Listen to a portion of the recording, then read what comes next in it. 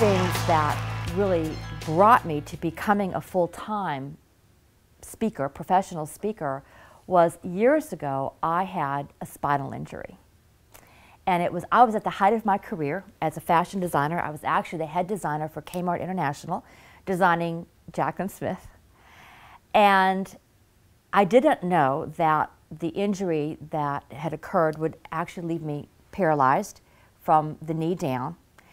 And I was wearing a leg brace. And I, for a little time, was in a wheelchair, but I was ordained during that time. And then from there, the leg brace was fit, and I ended up being in that leg brace for 13 years, I think. And I did accept another job, and I moved to North Carolina and didn't know that it would be permanent at that point. And I was standing in my closet one day and realized that it was going to be permanent, and I just walked out of my job that I had accepted in North Carolina because I just couldn't do it anymore. It was physically, it was too tough. I'd had a spinal fusion in the leg and all that stuff. And I had decided to leave, and the phone rang, and somebody had called me to do a wedding. And I thought, well, I'm a minister, I can start doing weddings. And I was doing weddings for a while, and at one of these weddings, somebody came up to me after doing the wedding, and she said, "You have such an amazing voice."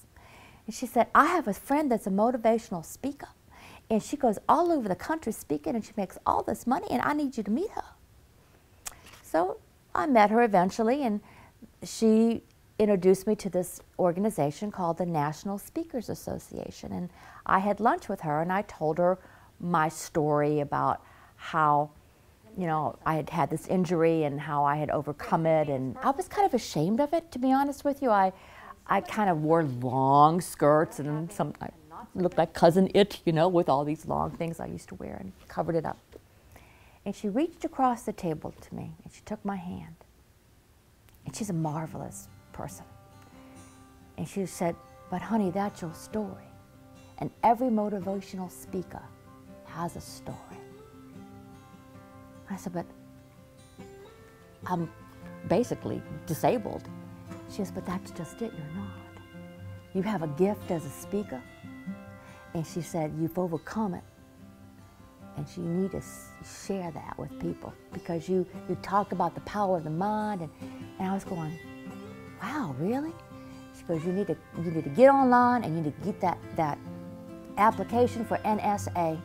You need to make sure that you put my name in the application, that I'm you know, recommending you." I said, "Okay, great."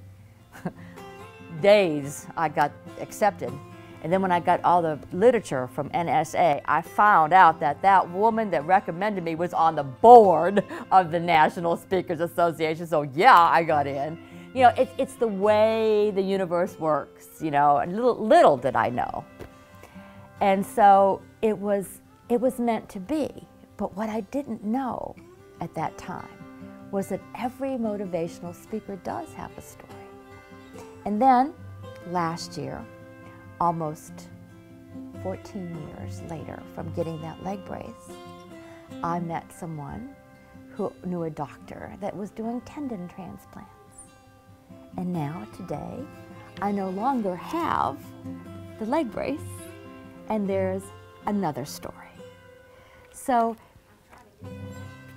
what a motivational speaker or an inspirational speaker does is share their stories of hope and inspiration and motivation with people, because everybody has a story.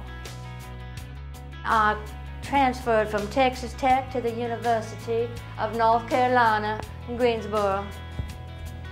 And that's where I also learned that the Southern Belle, they got more honey from their sugar with a little flutter of their eyelashes, so that their sugar would do their honey-do list, just like that.